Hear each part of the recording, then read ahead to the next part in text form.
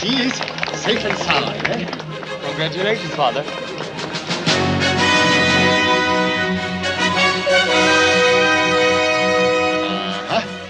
Come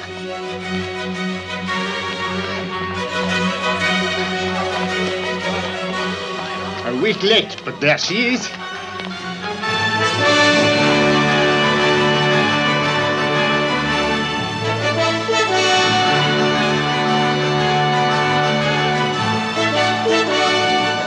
Three months in the African ports, but he's come back to you now. Thank you. You see him, Mercedes?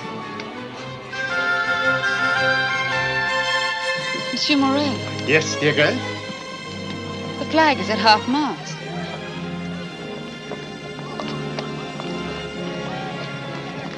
Fernand, what can it be?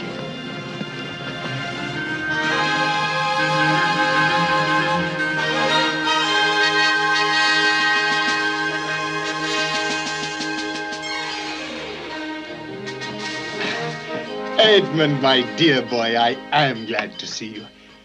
But what does the flag mean? Where is Captain Leclerc? We have had a tragedy at sea, monsieur. The captain died off Civitavecchia, sir. Of brain fever. Leclerc? Dead? Buried at sea, sir. And the cargo? All safe, sir. I think you'll find everything to your satisfaction, Monsieur Morin. Good, Danglars. After the misfortune, who took charge, you or Danglars? You know, sir.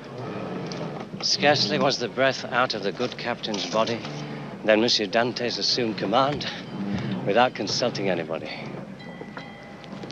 As captain's mate, it was my duty to take command, sir. You did well, my boy. Very well. Next to a death at sea, Edmund, all else is insignificant. But were there any other incidents which should be brought to my attention? Yes, sir, one. Bring the prisoner forward. Cadarus? 4 days ago, during the burial ceremony, he was caught pilfering stores in the forecastle. True, Cadarus? Have you now added petty thievery to your other accomplishments? If the almighty Monsieur Dante says so, then I'm a thief. Shall we turn him over to the police? I wouldn't imprison any man used to the freedom of the sea, sir. But I'd not have him on my ship. Your ship, young man? I spoke... As acting captain, I know. And as such, what are your orders? You're free, Cadarus. But don't show your face to me again. You must stop being so generous to the world, Monsieur Dantes. God will get jealous. Father, Danglars tells me that on the way home the ship put in at Elba. Elba? Why Elba? My ships have no business at Elba. Captain's orders, sir. And the captain was the only man to go ashore. Why? Could it be that he had some business with Napoleon? He didn't tell me the purpose of his visit to the island, sir. Strange. Very strange. Did he leave any papers behind? A will, a testament? On his deathbed, sir. He gave me this. There's no address on it. He told me where to deliver it, sir. I have his full instructions. Well, the matter will take care of itself. Hmm? Aha. Well, we must talk to you no longer. Go, my boy. A far more important personage than old Morel is waiting for you. Go. Mercedes!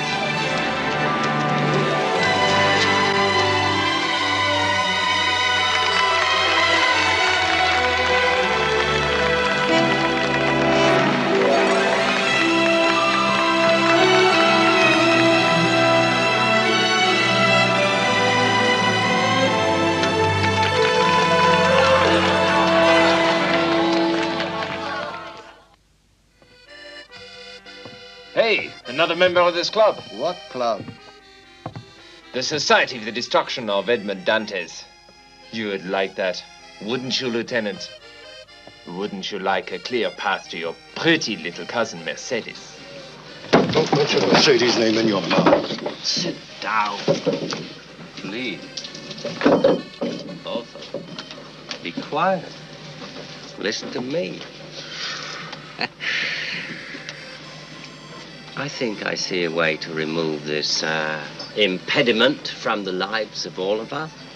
Question, what is the fate of a Bonapartist in these marching times? He's Dantes, Bonapartist. On the way home, our ship put in at Elba. Elba? Where the captain went ashore. 2 days later, before he died, he handed Dantes an envelope. So? So use your imagination. I'm suggesting that Captain Leclerc went ashore to consort with Napoleon Bonaparte himself. I'm suggesting that envelope contained secret orders. I'm proposing that we take advantage of the possibilities in this situation. Waiter! Pen, paper, ink! A moment, monsieur, please. Just a moment. Edmund? Yes, Father. I am an old man without manners, but I must ask Mercedes a question. What is it? That young lieutenant, your cousin, Fernand Mondego, I am told he loves you too. Fernand Mondego is loved and lost. The way of the world, Father. Fernand is a fiery young man, a Spaniard. I do not want him coming at you one dark night with that long knife. My blade is a match for any Spaniard knife. But... Father, this is no time for bad thoughts. We have good news for you tonight. Yes, tell him now. No, Mondego, I think you'd better write it. Mine is too fine a hand. This requires something a little rougher. Address it, the prosecutor, the Port of Marseille. The prosecutor? The prosecutor. Begin as follows. Monsieur. A captain? Yes, I've been made captain. With 100 gold sovereigns paid per voyage and a share in the profits. My boy, my boy. Tell him the rest, Edward. Father, with the first money I touch, I mean you to have a house of your own. With a garden to plant your larkspur, your roses, your flowering vines.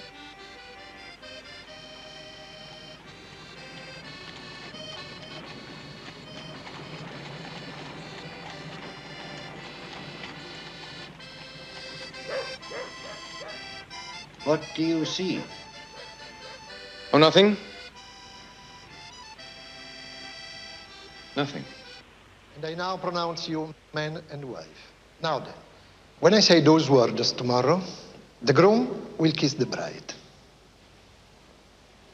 Not now, tomorrow, I said. At wedding, tomorrow. Now, the organ will begin again, and you will take her by the arm and lead her up the aisle, out of the church. Do it, do it, do it. Now the others, family and friends, will turn and follow them up the aisle. No, not tomorrow, I said, not today. Tomorrow, I said. Remember to come back tomorrow for the wedding. Don't forget. Tomorrow, I said. Edmond Dantes, That is my name, monsieur. you're under arrest.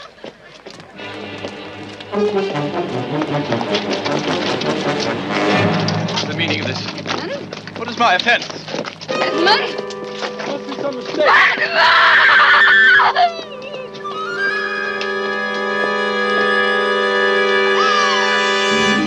Oh, Fernand, what is happening? You got this. Take your hands off her!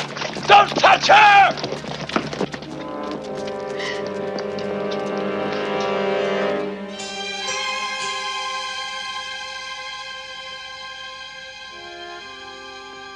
You are the mate of the Argus. Yes, monsieur le prosecutor. You don't seem to be dressed for a conspiracy. Conspiracy.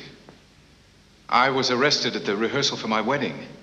Tomorrow I'm to be married. Have you ever served under the usurper Bonaparte? Bonaparte? Bonaparte? What are you saying, monsieur? I don't... It is reported that your political affinities are extremist. Affinities? Monsieur de Villefort, all I know is my work. I love the sea. I love my fiancée. I love my father. These are my affinities. If they're political, then they are, as you say, sir, extremist.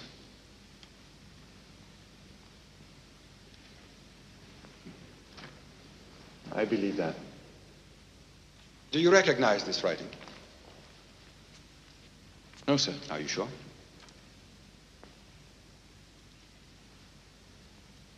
Is it true? No, sir. Did your captain give you an envelope? Yes, sir. Where is it? I carry it with me. Give it to me. I gave him my word, sir. I order you in the name of the king to give it to me. In the name of the king. Of course, sir.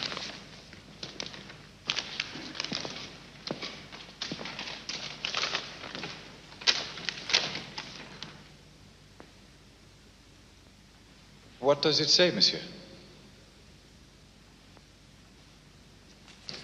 Had you known the contents of this letter, you wouldn't be carrying it on your person. You would have denied any knowledge of it when I asked for it. That you actually surrendered it to me clearly establishes your innocence of any complicity in this affair. Then, if I am innocent, monsieur... Go back to your bride-to-be. God bless you, Monsieur de Villefort. Oh, one more thing. Yes, monsieur. I see no address on the envelope. I was told when and where to deliver it. When? Tonight, sir. To what address? 15 Avenue Montaigne. To any particular person there? Yes, sir. A Monsieur Noirtier.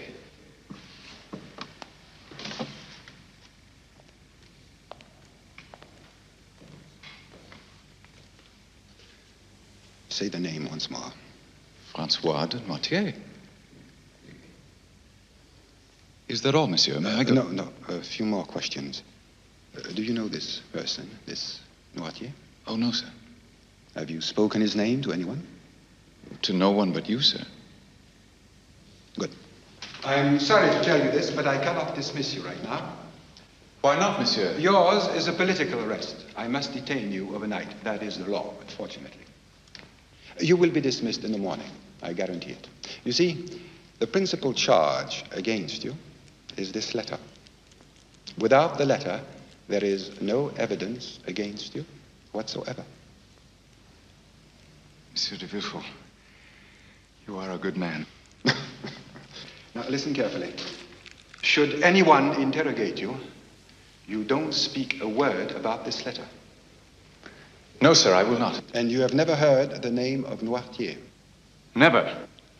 Splendid. You will be taken to the Palais de Justice just for the night, so don't worry. It is only a formality. Take him.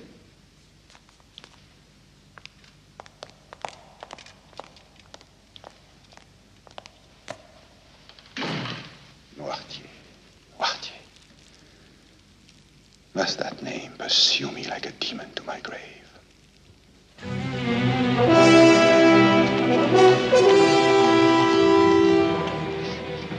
Pardon, monsieur. This is not the way to the Palais de Justice.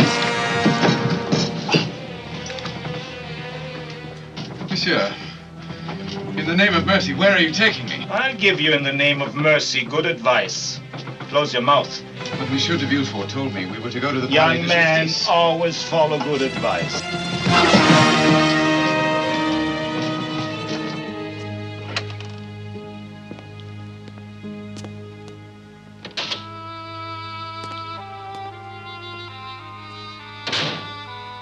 Good evening, Monsieur Noirtier. What the devil? You're expecting a messenger. But not you, that's impossible. Me, no. No. To put the circumstance in a nutshell, your messenger was intercepted, Father. And the message? Destroyed. Sit down, please. Sit down. The paper was destroyed. The message is now written in here, written intact. Dates, names, places. All the details of your precious little emperor's intended escape from Elba. I have no intention of telling it to you. Nice to see you, my son. Nice to see you, Father. I know you would never betray your comrades, but betray them you will if you don't do exactly as I say, for I will then reveal all their names to the police. Always the cunning devil. Ever the selfish little beast. You have been my secret embarrassment ever since I started my public career. My own father, a follower of Napoleon. I have lived with the fear of discovery long enough. Your days in this foolish cause are now over. From now on, you will never be out of my sight. Indeed, you come with me to Paris tonight. To Paris? Yes, it seems I have news for His Majesty's government. Don't worry. I will give no names involved in the escape. Only The facts. They should be enough, I think, to astonish the bureaucracy of Paris and bring me to the attention of the king himself. You will soon be the father of an important man. Doesn't that please you? It should.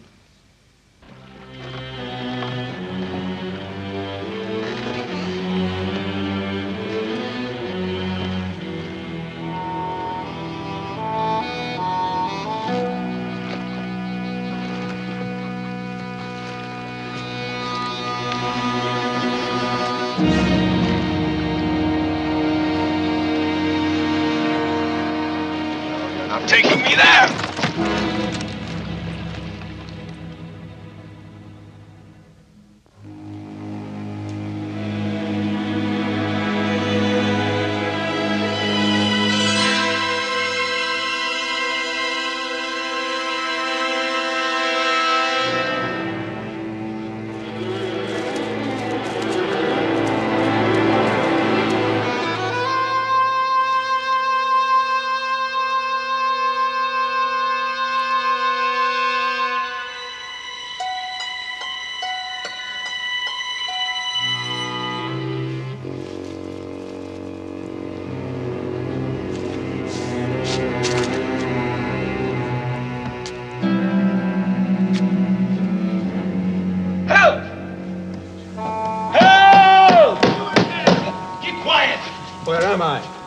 Tell me where I am.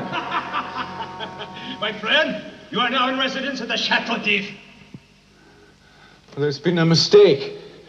I was ordered to the Palais de Justice. It was Monsieur de Villefort's order. Send for Monsieur de Villefort. Would you like me to send for the king as well? Or the queen? Listen to me. Come back. Monsieur de Villefort is my friend. He will be very angry. Come back. At least take a letter to my wife.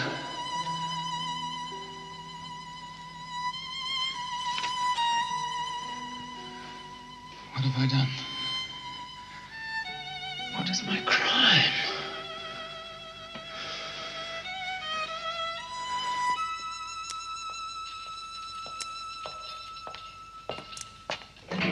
Breakfast! Listen to me a moment. Just one moment. Tell me, how can I arrange to see the warden? Someday. Someday? But I'm to be released today. Today! Monsieur de Villefort's orders. And who is Monsieur de Villefort?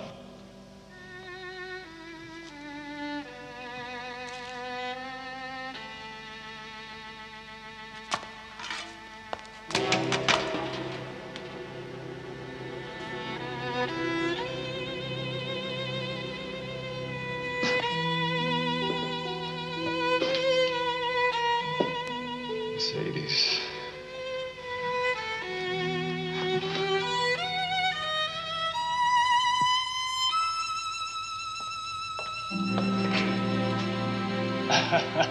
Hungry yet, monsieur? Or do we starve one more day? Oh, wait.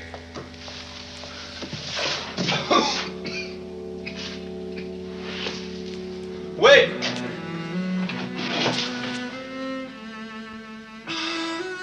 Ah, nasty little stomach. Winds over the stout heart once again. Well, well.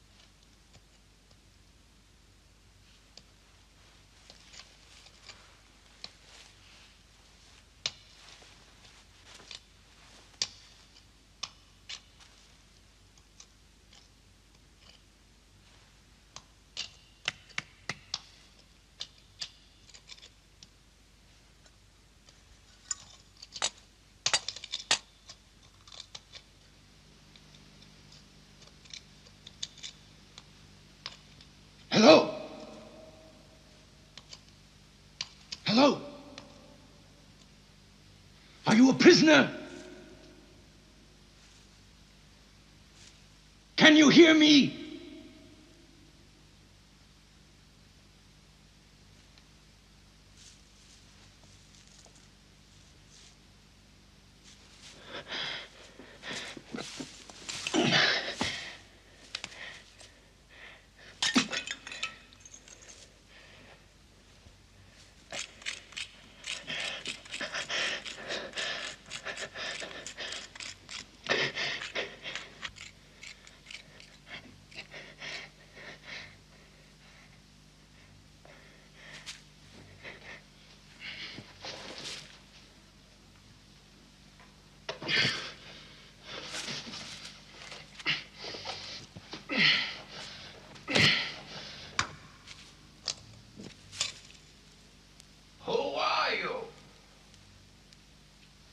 Edmond Dantes.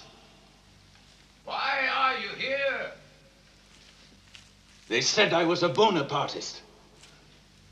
How long have you been here? I don't know.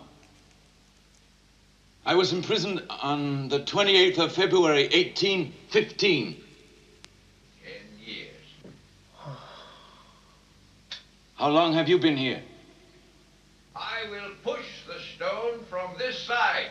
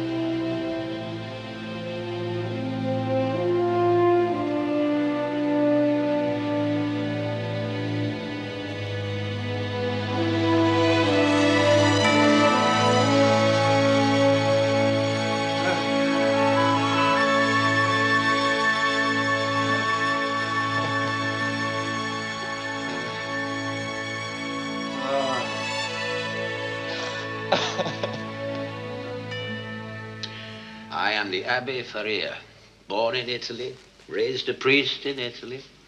I've been in this place since 1810, 15 years.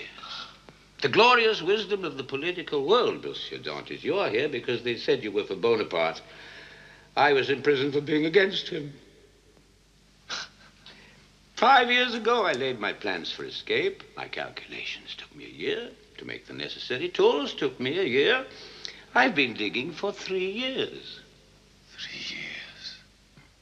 I had but one mathematical instrument, this one. And now I find it was guilty of an inaccuracy. I took this wall for the seawall of the prison. I calculated 40 degrees instead of 50. You were digging for the seawall? Come with me.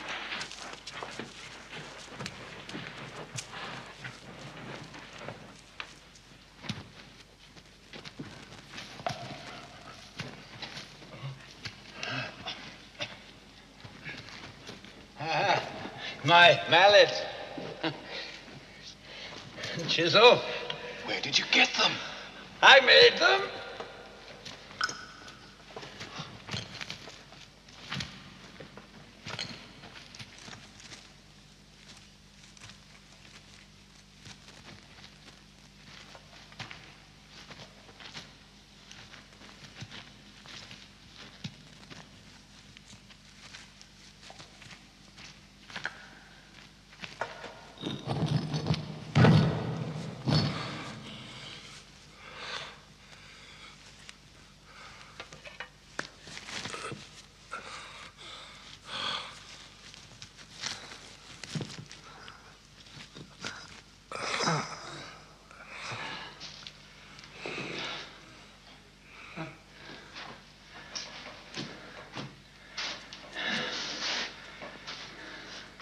this? In simple terms, it just means just 12:15 o'clock.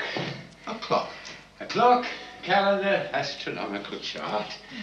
Here, I have something to show you.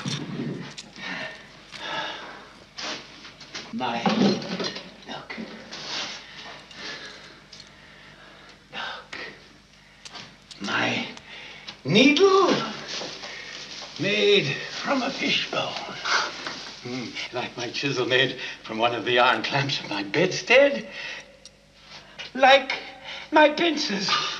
And my knife. And my lamp. A lamp needs oil? Which I make from the suet of the meat they give us on holidays. How do you light your lamp? Oh, I claim to have a skin disease. I sometimes ask for sulfur to relieve the pain, from which I replenish my match.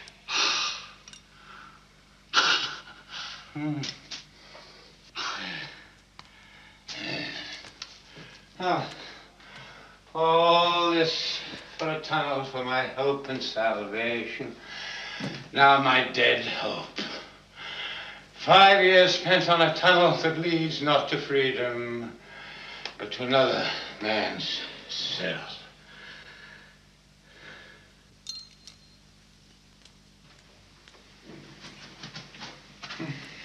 Abbe Faria, listen. Your tunnel runs in the same direction as the outer gallery. Yes.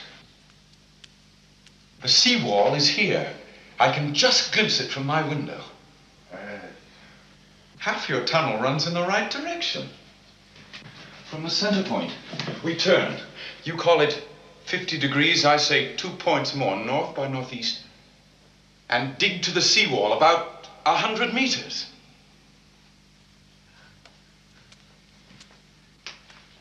Half my tunnel runs in the right direction.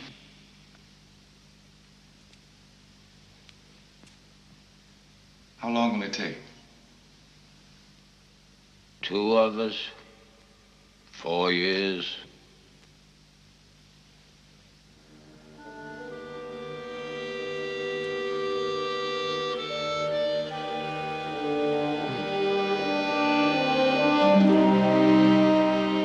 And while we work, will you teach me all the things you know? Yes. Mathematics, theology, philosophy, living languages and dead languages, the history of the world. I give thanks to heaven. I'll be able to teach once more.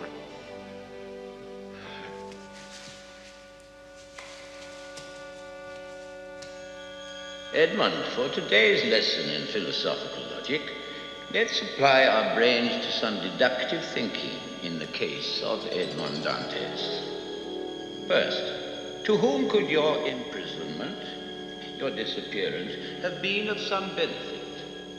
Consider, you were about to be appointed captain of the Argus. To whom would that position go should you suddenly vanish? Danglars. Item. Who would Mercedes turn to were Edmond Dantes suddenly to vanish? Mondego. Item. One night you saw Danglars and Mondego in a cafe writing with Caderousse. Could they have been writing the letter that accused you, these three? Danglars. Mondego. Caderousse. You were examined by the prosecutor of the port, who was very sympathetic. He burned the letter, which was addressed to a Noirtier.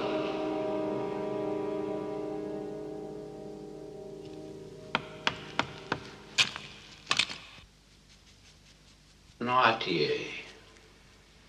Noirtier. I knew a person of that name at the court of the Queen of Etruria, an ardent disciple of Napoleon. Edmund, what was your prosecutor called? De Villefort.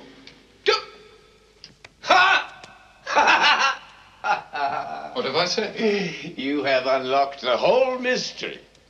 My friend at the court of Etruria, the most ardent Bonapartist I've ever known. His name was Noirtier de Villefort. His brother? No, my age. His father? I presume so.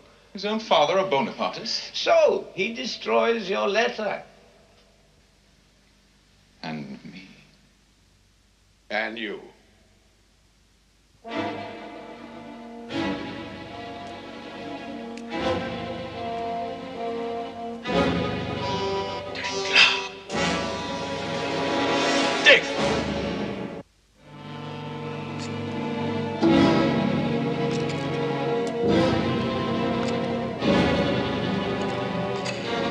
Sometimes I regret that I helped him discover the truth. I see too much in his face that was never there before. Mondego. Vengeance belongs to the Lord, Edmund. Turn away from such unholy thoughts before they destroy you. Cadarus Villefort.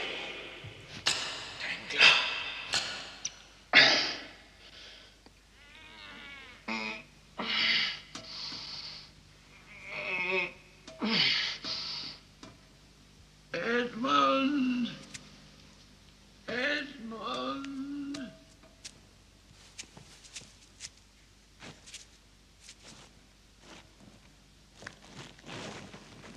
Dear God, what is it? Edmund. I'm ill.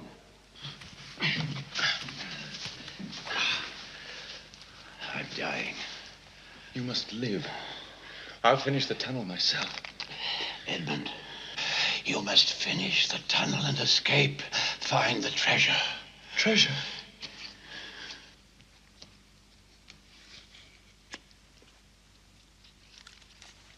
What's this? A map. Of the island of Monte Cristo. This is the lost map of Cesare's father, with whose death in 1498 vanished one of the great treasures of the world. This fortune has been buried on Monte Cristo for 3.5 centuries. Oh, Edmund, I wanted us to find this treasure together. Now it is for you to find alone. Do great charitable deeds with it. Spend this fortune which God has been hoarding for you in good and holy ways. Edmund, you must escape. Find the treasure. My profession forbade me to marry, so you are my son, the child of my captivity. Make thy works of goodness a memorial to me. What is such treasure to me? My real treasure lies here. You have enriched me beyond...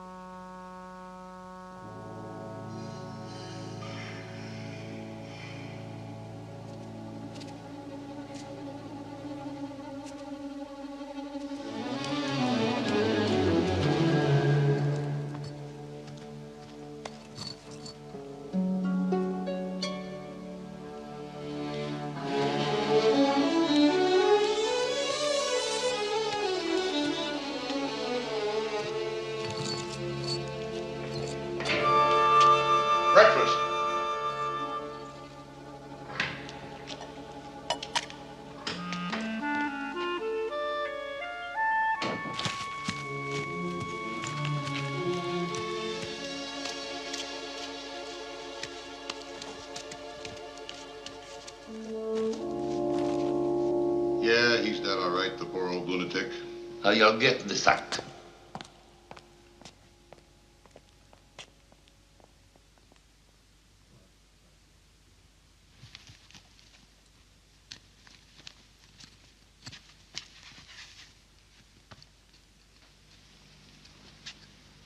Well, now we wait for the tide to change. Come on.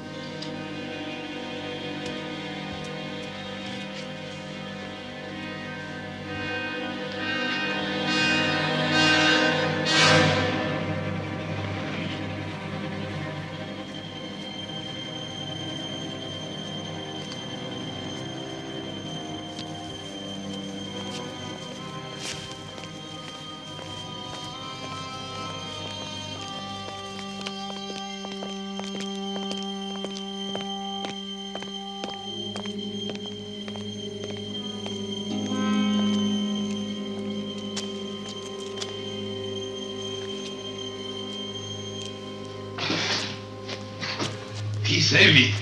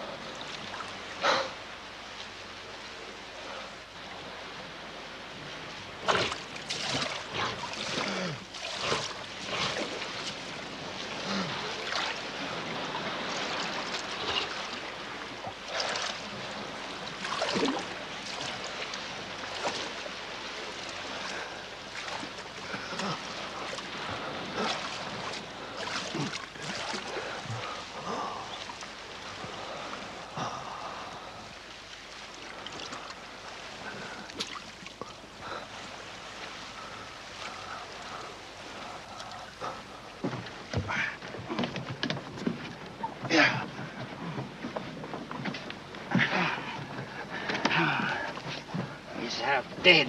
No, he's half alive. Wake up, old man. How do you know that he's old? Look at him.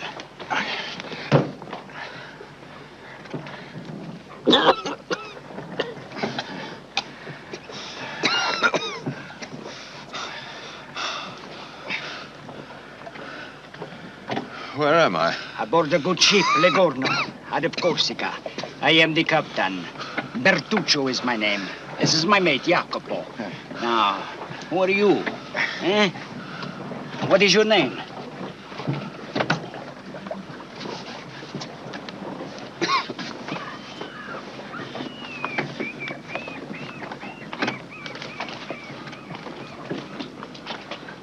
Where do you go? The island of Rion. The top two currents should take us there in 2 hours. You know these waters, huh? Bertuccio, Jacopo. What are Italians doing in these waters? I think you have already guessed. How is the smuggling these days? Good? Terrible. We need a navigator. A navigator who knows his way in this jungle of waters. Would you join us? Natalie. Who are you? What is your name? Where do you come from? There is no sign of a shipwreck. There's been a storm. The cannon of Chateau d'If. You?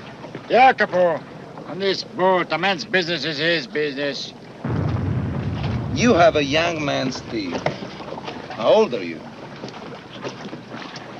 If this is the year 1829, is it? Of course. Then I am 33 years old. And I will be 34 years old. Only because of you, my good friends.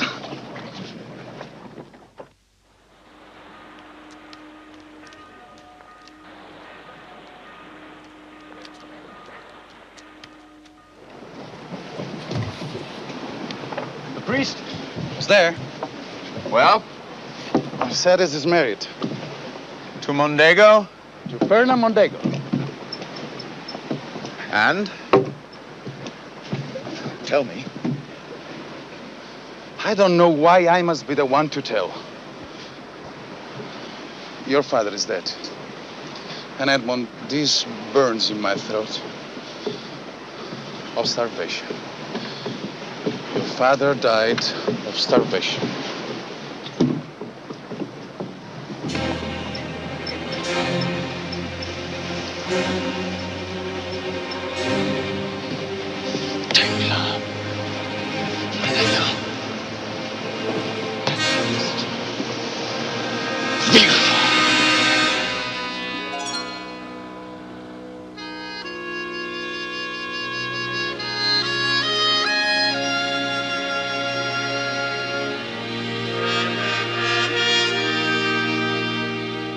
God had delivered me into the hands of two smugglers who breathed life back into me, befriended me on faith alone, asking no questions, until the day I was strong enough to fulfill my promise to the Abbé Faria.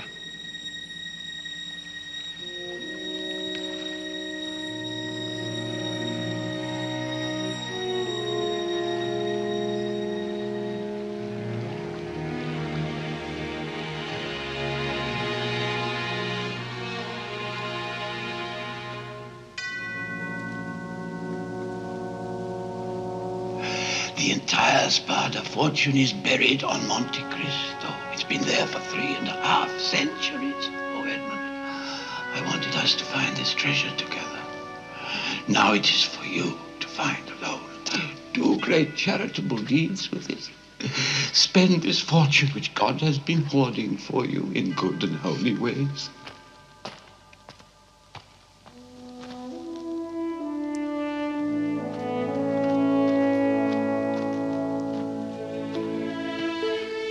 Was I only humoring the fancies of a beloved madman?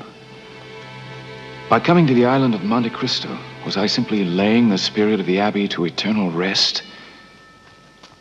Or was there a hope in my heart of hearts that his map would truly be the end of the rainbow?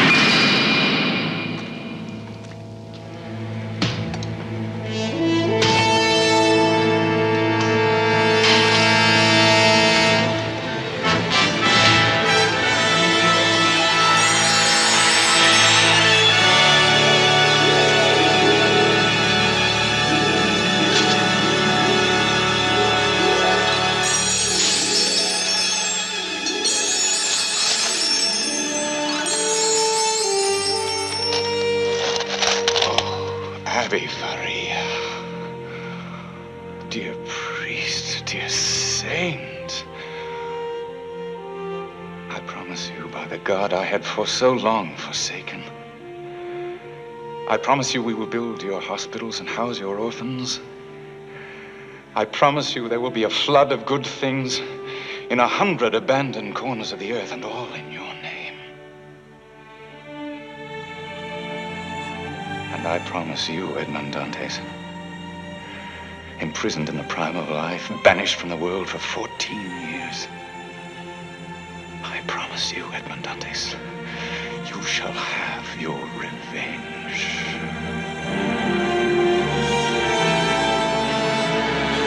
Jacopo! Petruccio! The world is mine!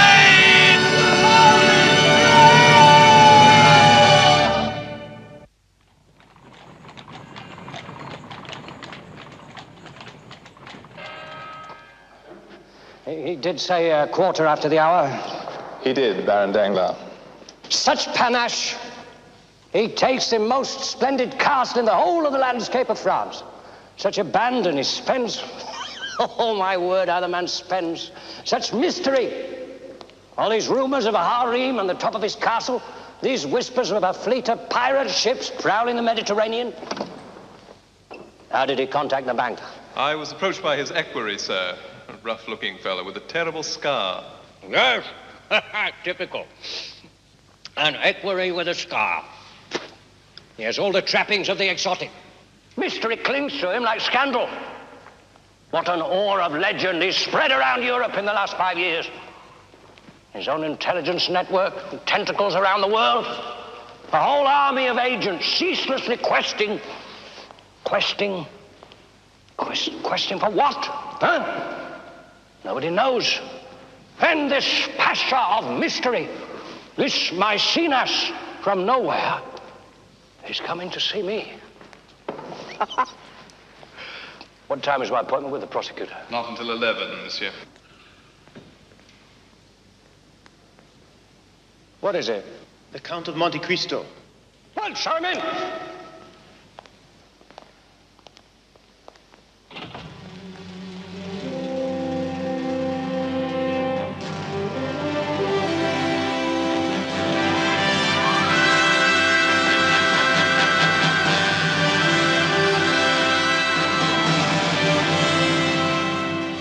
My dear Count, I am the Baron Danglars.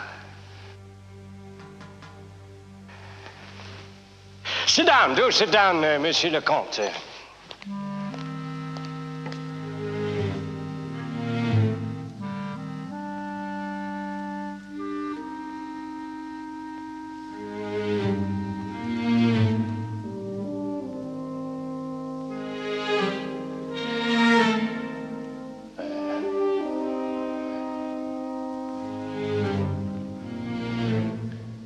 Baron Danglars, I came to Paris intending to stay only a month.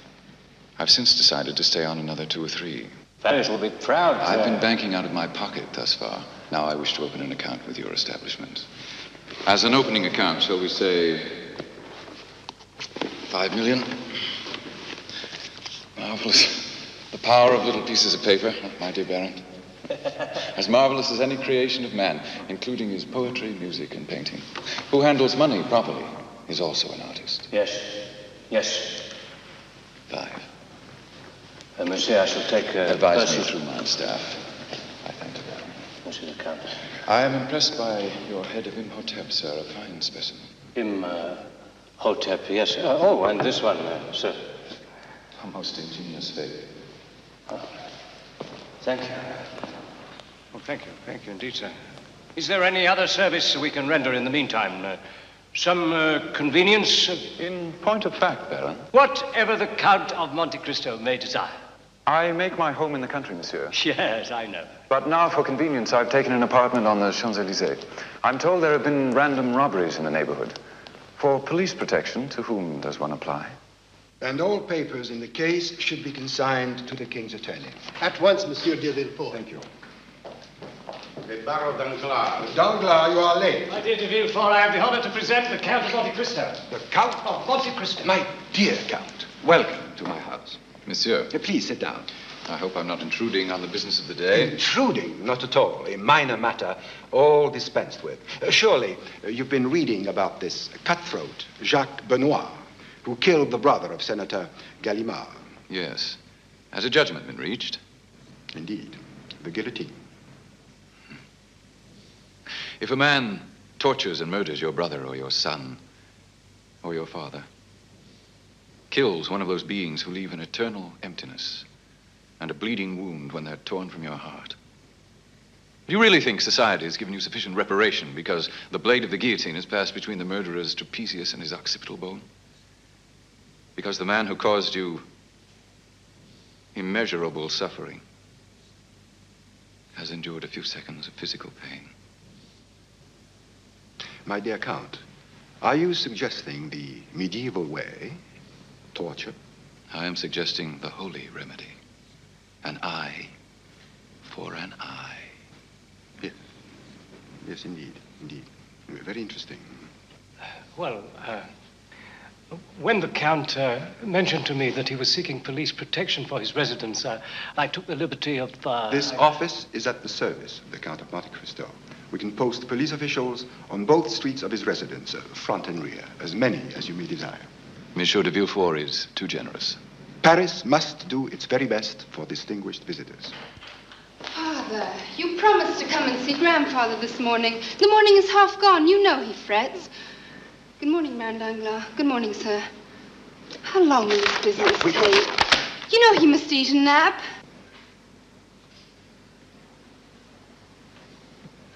Since when do you have such visitors, Father? This gentleman doesn't look like a criminal or a lawyer. I'm afraid my daughter is outspoken to a fault and slightly ill-mannered. Please forgive her. Father. Valentine, I have the honor to present the Count of Monte Cristo. Monte Cristo? Oh, sir. I shall be the envy of every girl in Paris. What they're saying is true. You are handsome. And are you as rich as they say, monsieur? Rich in experience, mademoiselle. Rich in years. And growing richer by the moment in my appreciation of the loveliness of Paris. Monsieur, you busy? Am I? Do me the greatest of favors. Will you come to meet my grandfather? Valentine, will you stop this nonsense? You would frighten his life for many days to come. Mademoiselle honors me. The Count of Monte Cristo. How extraordinary. But how did you manage to bring him here? As a matter of fact, it wasn't easy.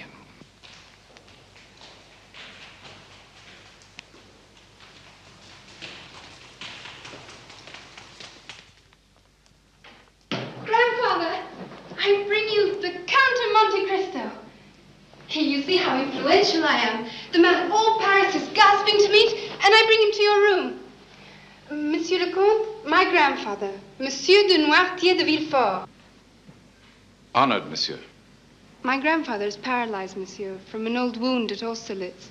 He can speak only with his eyes. What is it you want, grandfather? Another pillow? Some water? A, B, C, D, E, F, G. G. Barrois, he wants his glasses.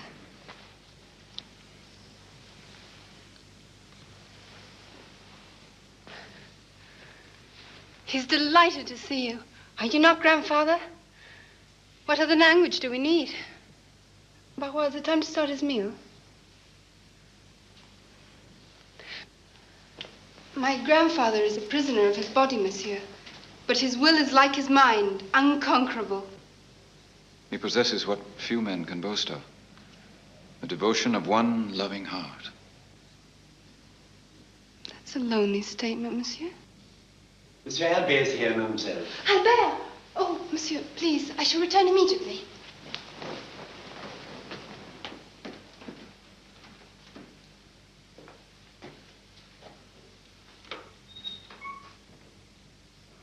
You must excuse me, sir, if I seem to stare. It doesn't often happen that a man may gaze upon the one great nemesis of his life. Don't strain for explanations, monsieur. It is now my turn to leave you with a mystery. Until the day I explain myself to your son.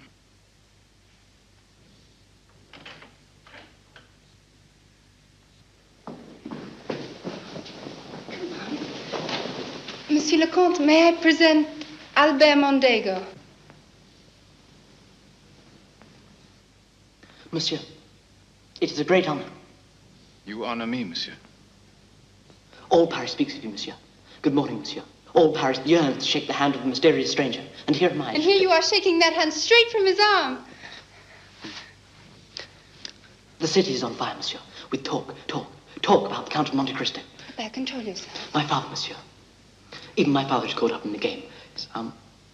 He says you're an Oriental because he says he met you in Turkey. Because my father was once ambassador to the kingdom of Yanina. Surely you've heard of my father, the Count of Mondego. Who has not heard of the great General Fernand Mondego?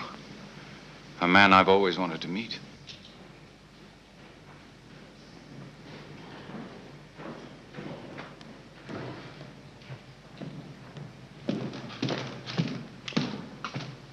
My dear Count, I'm the father of Albert. General.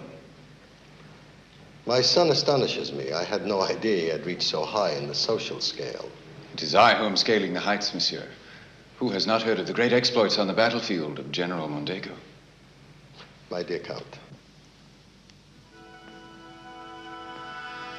Monsieur le Comte, may I present my mother, the Countess of Mondego? Oh, monsieur, my son is still a child who plays childish games. He tells me we have a visitor and he refuses to give me his name. He says I shall be delightfully surprised. We have not met before, have we, monsieur?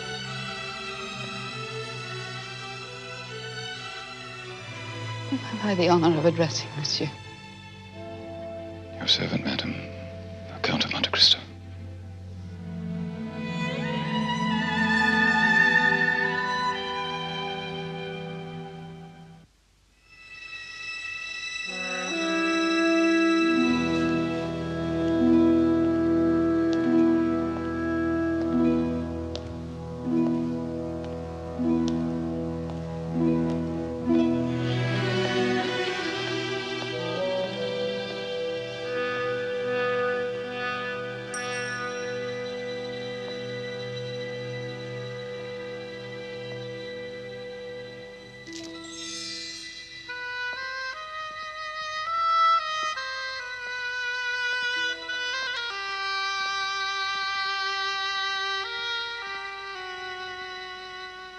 You saw her?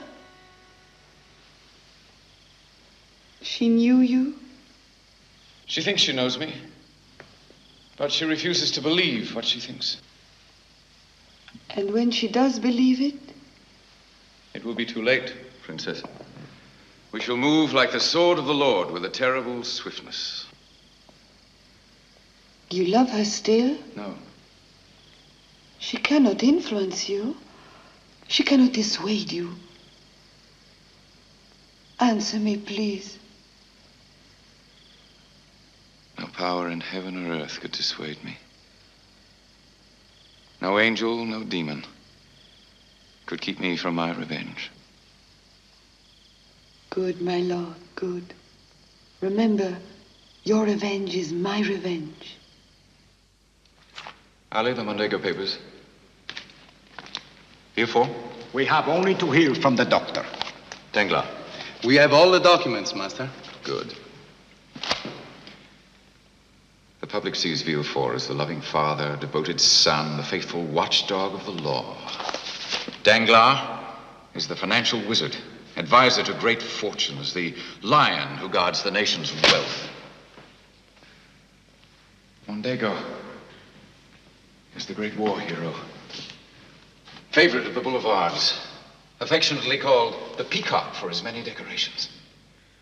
Well, we know Villefort is a wolf, Danglars a pig, Mondego a hyena, and we're finally ready to go hunting.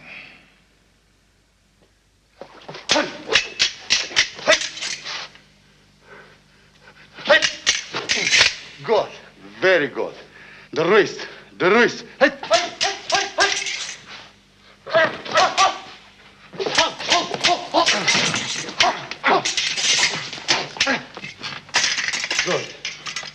Very good.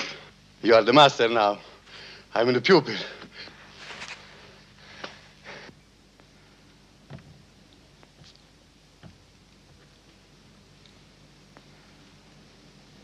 Put it back. We've had a devil of a time finding you. People usually do. 6 years ago, you were sentenced to the galleys. The charge was smuggling. Escaped from the galleys. Caught. Sentenced to life in the galleys. You escaped again. Freedom. I find myself fascinating. You've been a thief, smuggler, embezzler, possibly an assassin, during the course of which you've learned to speak fluent Italian. Perfetto, signore. From now on, you are Andrea, the Count of Cavalcanti. Am I? You are the son of Major Bartolomeo di Cavalcanti, a descendant of the Cavalcanti whose names are inscribed in the Golden Book of Florence. You are very rich. Good. I spend a lot of money, of course. Of course. You will take apartments which I have selected for you on the Faubourg. You will have 3 servants. You will purchase a carriage, go to Baltiste for it, the horses from Devedeux. You will pay court to a beautiful young girl. I wish you to do it expensively. For the next few weeks, when you're not with her, you will be seen everywhere with me. Ah, the Count accompanies the Count. Precisely. Now, what is your name? The Count of Cavalcanti.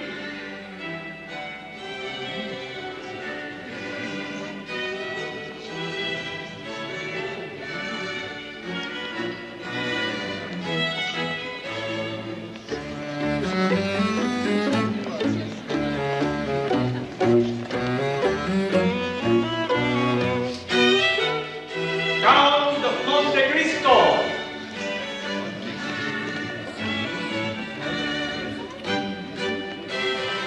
So glad you could come. It's a pleasure to see you, dear Count. May I present my friend Il Conte di Cavalcante, whom you were gracious enough to include in your invitation? Yes. Any friend of Monte Cristo, of course. May I present my daughter, Valentine? Mademoiselle. Monsieur le Comte.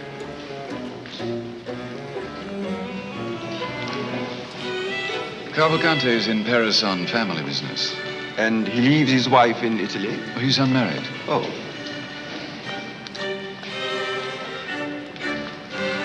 Have you known him long? But a few days. He came to me with letters of introduction from my brokers in Rome. I know his family, of course. All Italy knows the Cavalcanti, who were rich when the Medici were peasant stock.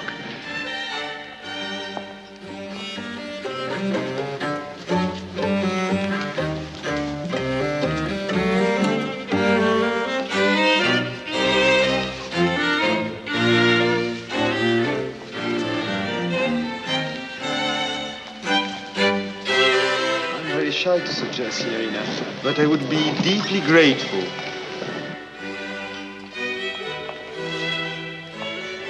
Let us hope her fiancé does not take exception. But my daughter has no fiancé. She's not engaged to Albert Mondego? Not at all, not at all. They're only friends.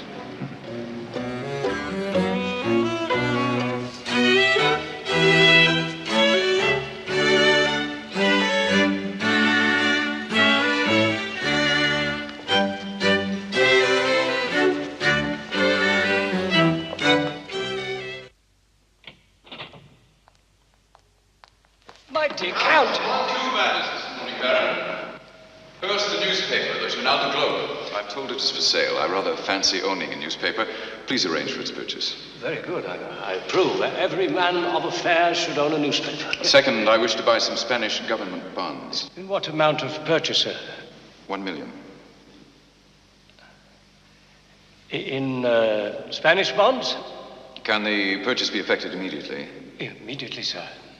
And confidentially. With the utmost discretion. It would not be wise for anyone to follow my lead in the market. I'm a gambler, not an investor.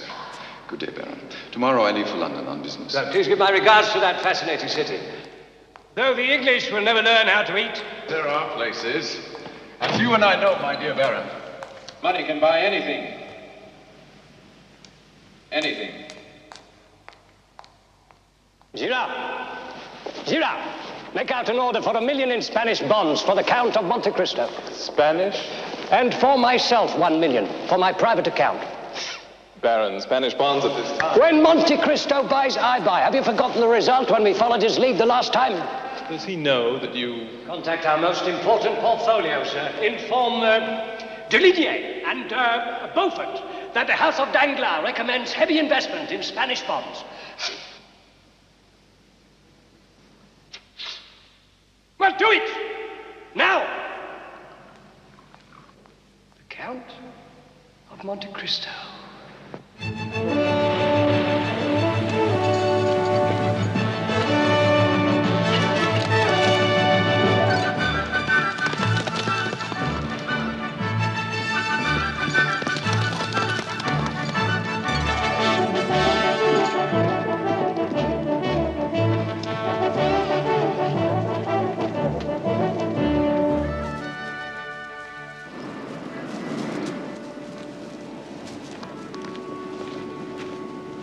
Is this your semaphore station? Mine, I work it. I've done for many years, but I never have any visitors. How does it work? There is another one on the far horizon. That's my right-hand correspondent. And there is my left hand. When I receive a message from right, I transmit it to left. Thus, our messages from Spain transmitted all the way to Paris in a matter of hours. A modern miracle. 3,000 francs. 5 years' pay if you relay this message to Paris.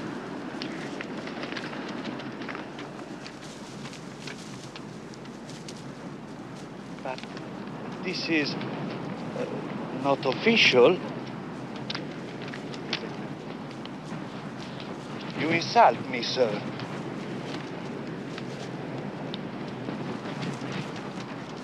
It is an insult.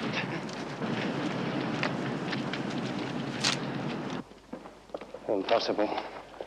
It is the official telegraph service, sir. The King Don Carlos has invaded Spain through the Catalonian frontier. Civil war is in force. Civil war? What will happen to Spanish bonds? If I may suggest, sir... Yes, suggest! A quick sellout. The quicker the better. That's it. Yes. Sell every bond. Now! The moment the exchange opens, sir. My reputation, the reputation of my bank. I invest my clients' money in civil wars, in cataclysms. Shall I have a client left tomorrow? You have another suggestion, have you? Yes, make good all losses. Yes. From the bank's reserves. From your own. You're insane. I can place the order to sell now, monsieur.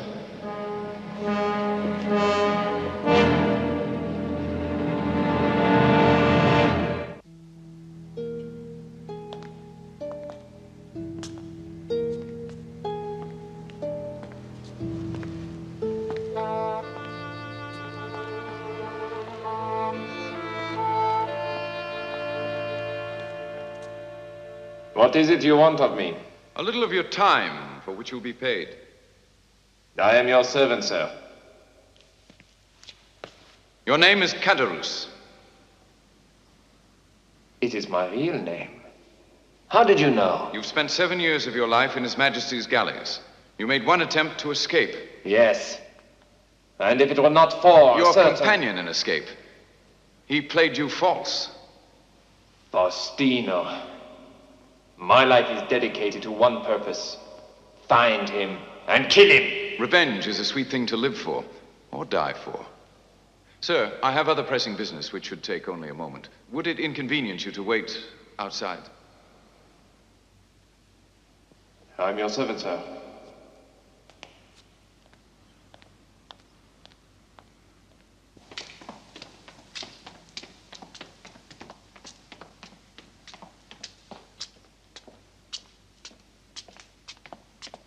Monsieur? Monsieur?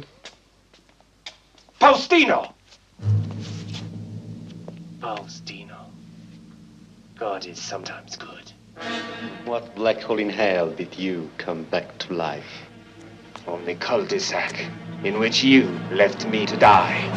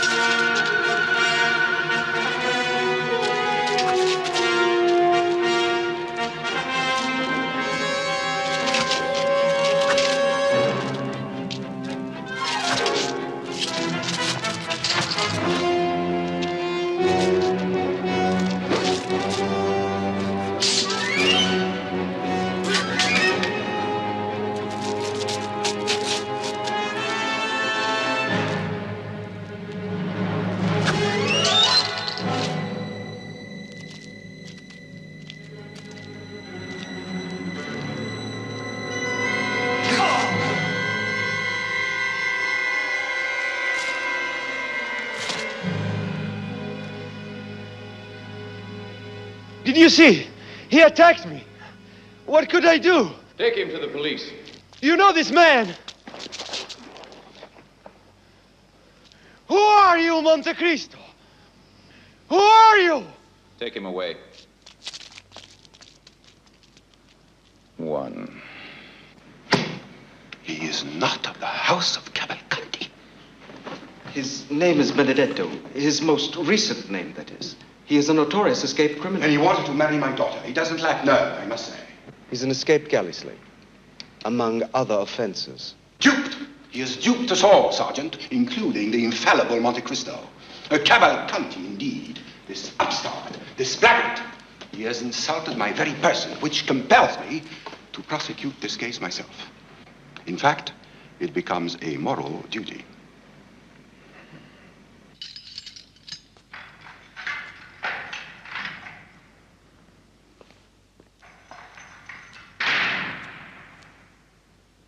Lost rights, huh? I have not been tried yet.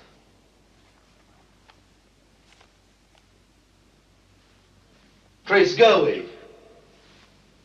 Andrea di Cavalcanti? Go away. Faustino. You? My blessed protector, will you protect me thus on the guillotine, huh? You will not be convicted if you do as I say.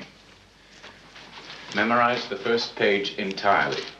Familiarize yourself with all the other documents. I will be in the courtroom. Keep your eyes on me. So this man, Andrea, Benedetto, Faustino, he assumes a new name for each fresh transgression. Is no simple rascal, no petty scoundrel. He is a serpent of subtlety. A giant of cunning.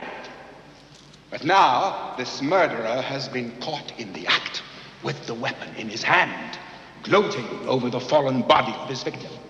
So you can pass only one verdict on the disposition of this miserable creature. Death!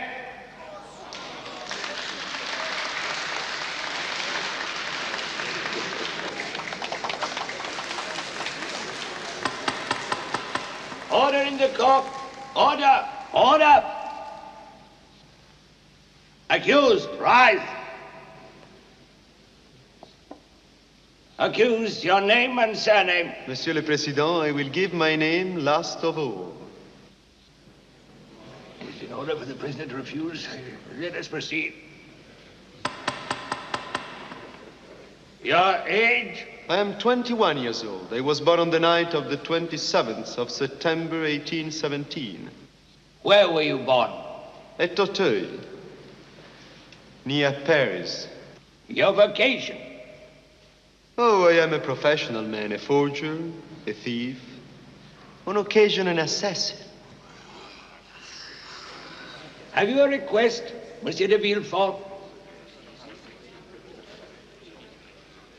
Questions from the bench have been completed. All but one. Now, prisoner, now. Will you consent to say your name, your true name? I do not know it, but I know my father's name. Then repeat your father's name. My father is the king's prosecutor. What did you say? His name is de Villefort.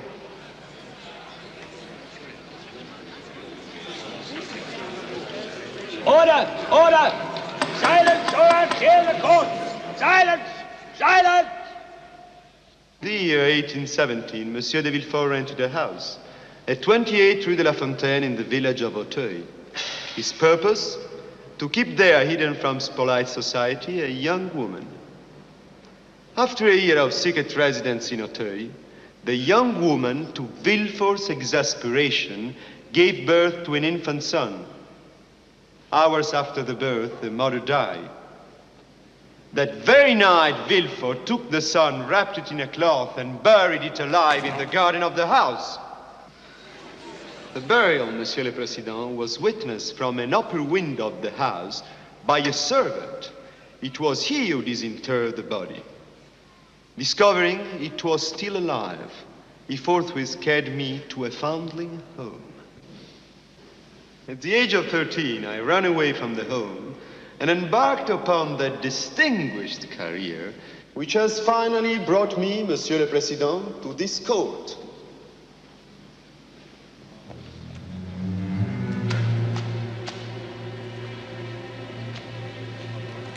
The lease on the house in Auteuil signed by Monsieur de Villefort. The death certificate of Mademoiselle Émilie Goncourt signed by Polyte Fleury of Auteuil. A certificate from the same doctor testifying that Monsieur de Villefort was the father of the child. Deposition, testament, sworn statements, etc., etc., etc.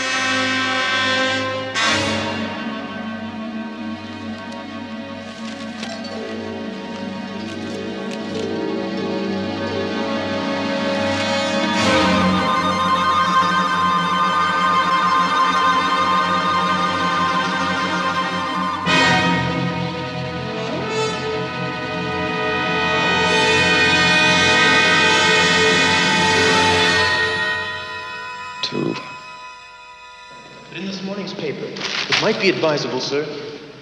No. What is it, sir? No.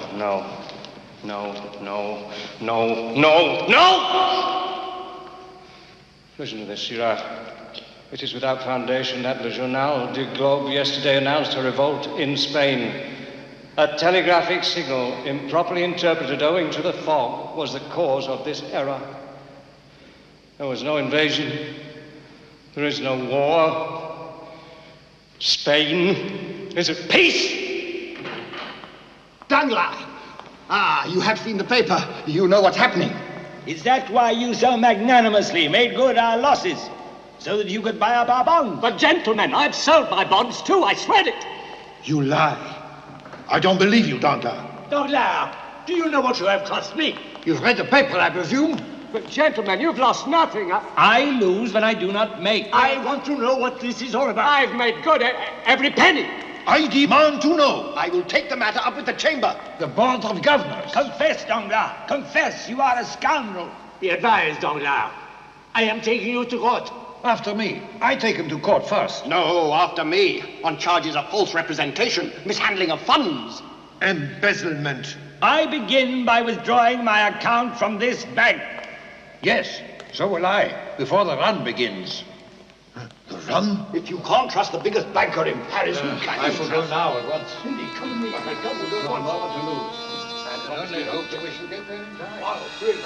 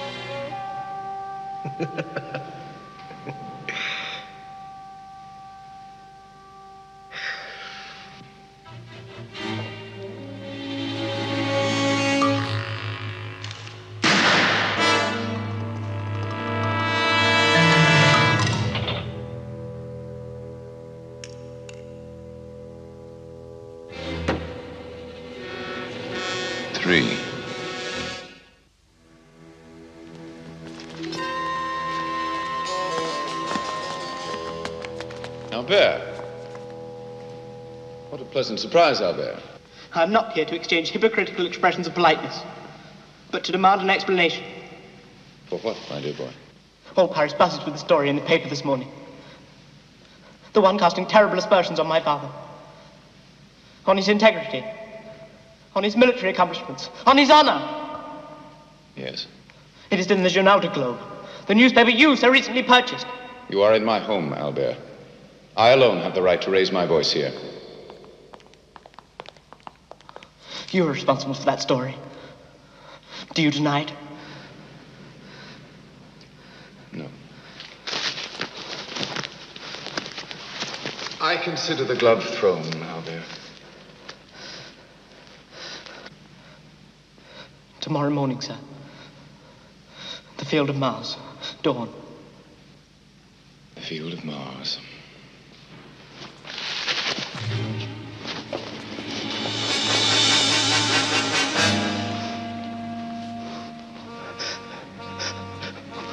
Why?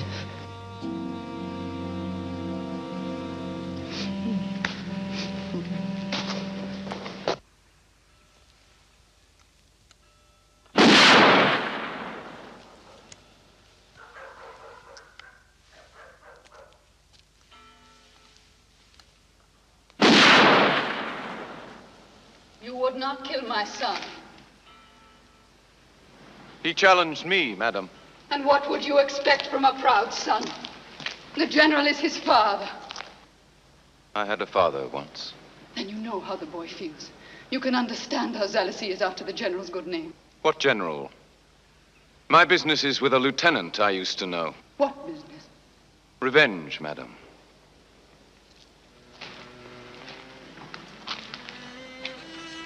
For what? For marrying the girl you love. He does not deserve your vengeance. It was I. I was weak. I could bear my loneliness no longer. I married him because they told me you died in the Chateau d'If shortly after your arrest. But why was I in the Chateau d'If? Why was I arrested?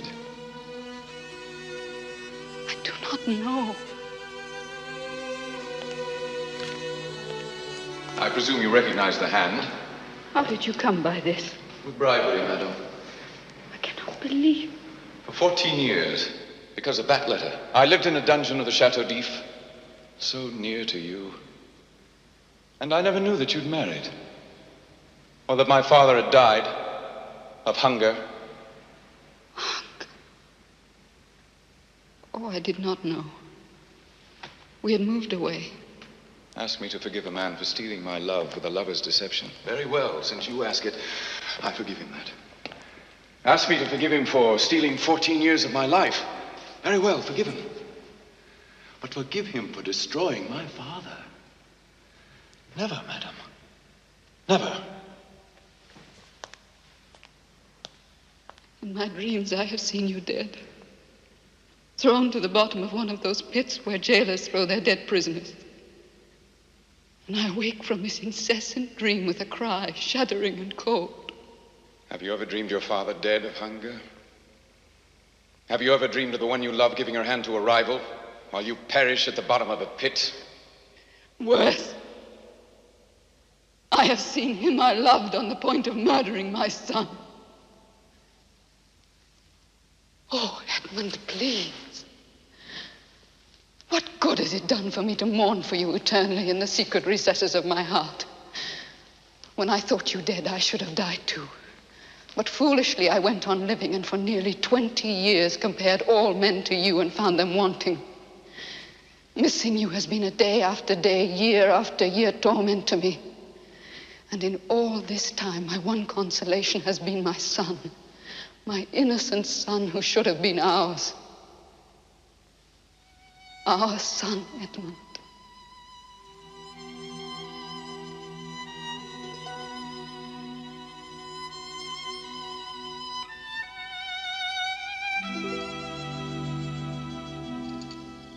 Ready? 1, 2, 3, 4, 5, 6, 7, 8, 9, 10.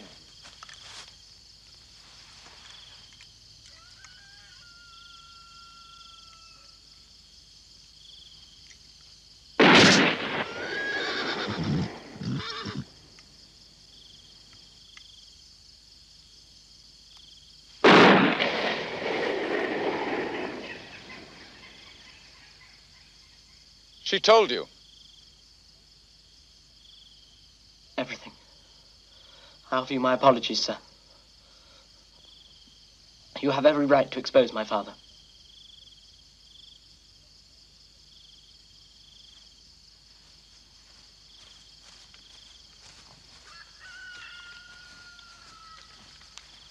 Providence again. I am the emissary of God. I've been spared to carry out his will.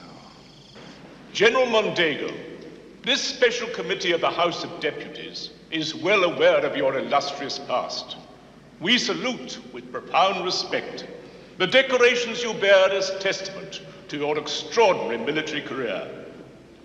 It is then a great disturbance to this committee to read the revelations in the newspaper, Le Journal du Globe.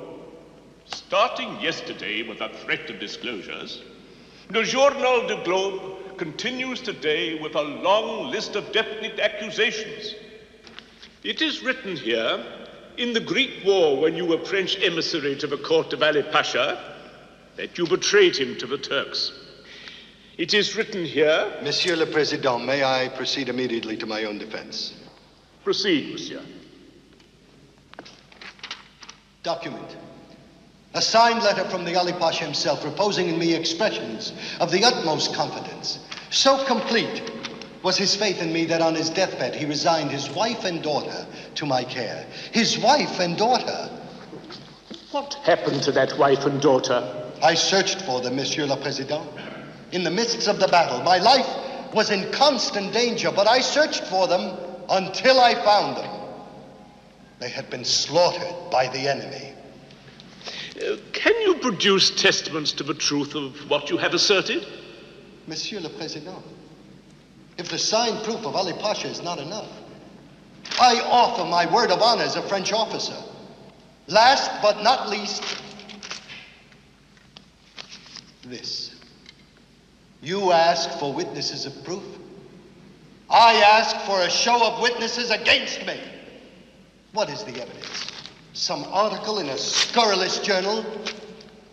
Who gave these lies to this newspaper? Where is he? Let him come forth and throw a glove in my face.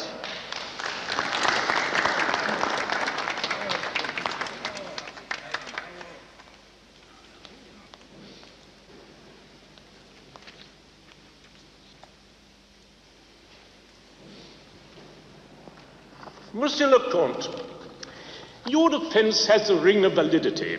Your points well taken. You will therefore be gratified to learn the contents of this note I have just received, as follows. I was present at the death of Ali Pasha. I know what is become of the wife and the daughter. I claim the honor of being heard. Who wrote those words? The note is unsigned, sir, but the witness can be summoned on your approval. Only on your approval. Let him appear. Let him appear.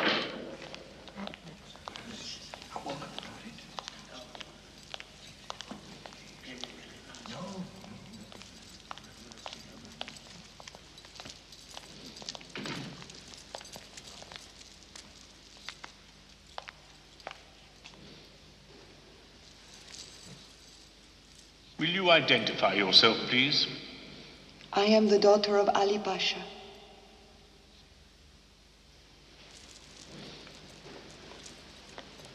In front of you, sir, is a register of my birth and my baptism. There is also in that packet a record of the sale of my person and that of my mother. The sale, you say? A French officer sold us into slavery for the sum of 40,000 francs. The name of that officer? Fernand Mondego. You were trusted by my noble father. You were loved by him as a son. He entrusted you with the safe conduct of his wife and daughter. But you're a liar, a traitor, an assassin. Assassin! It was your sword that killed my father. Monsieur le General, will you reply? Lies. Lies. They're lies.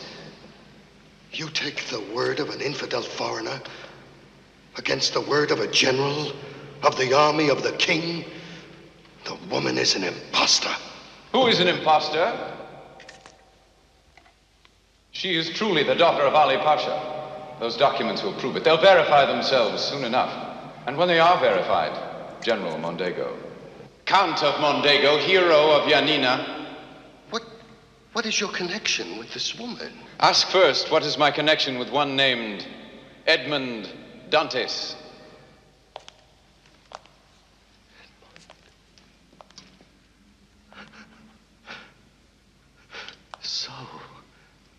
light begins to break. Our sailor boy, back from the Isle of the Dead, huh? Insisting on his revenge and getting it, I begin to see, yes. Caderousse dead, Dangler dead, Villefort confined to an asylum. Is it my turn, Edmond? It is. You've done it exceedingly well, the way you expose us one by one. And then you strike. You ruin a man with exquisite finesse. But before you kick this dog to death, beware. He barks. Fight! For having ruined me, you now give me cause for revenge. I claim the right to send the dead back to the dead. Can you defend yourself, Edmond? Or do you stab only in the dark?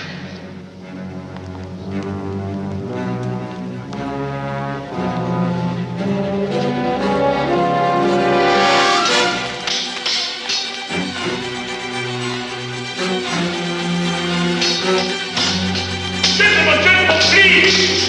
I beg you, please, let her!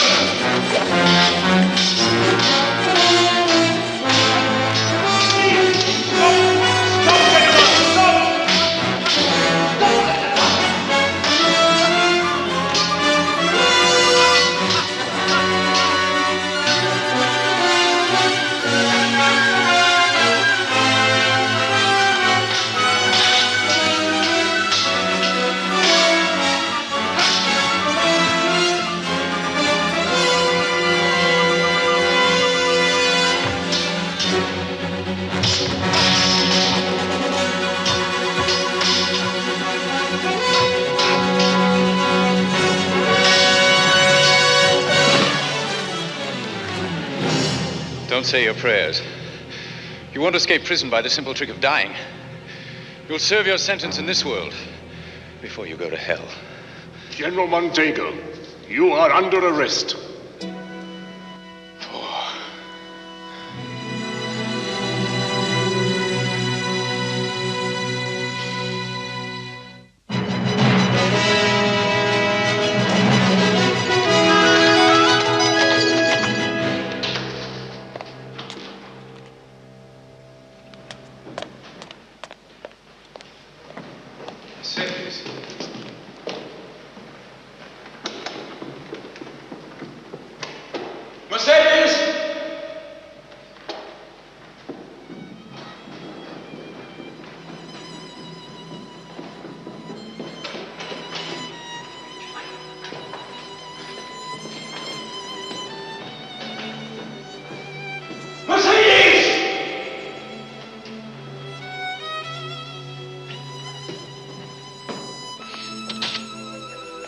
Why is the house empty?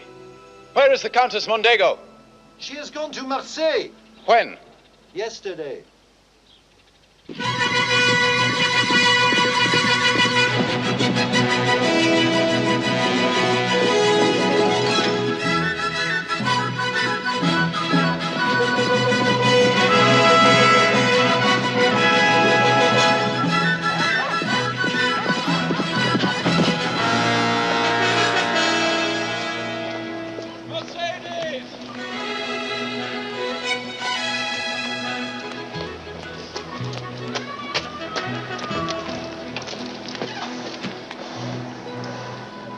Where are you traveling?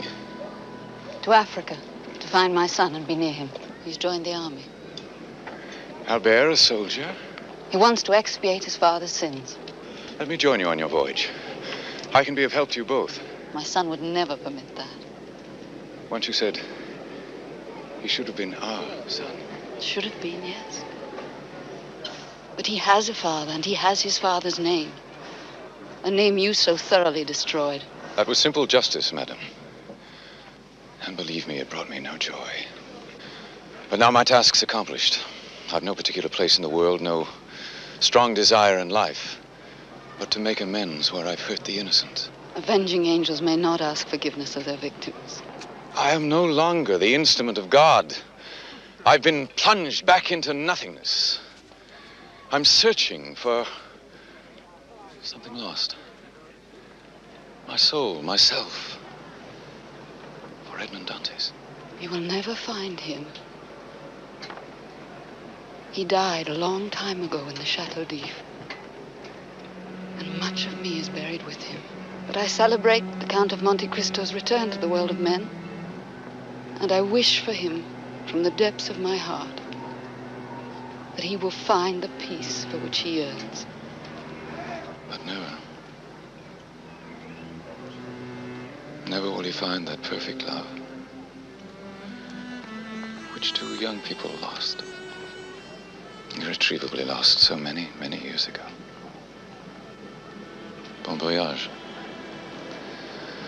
Countess Mondego. Goodbye, Count.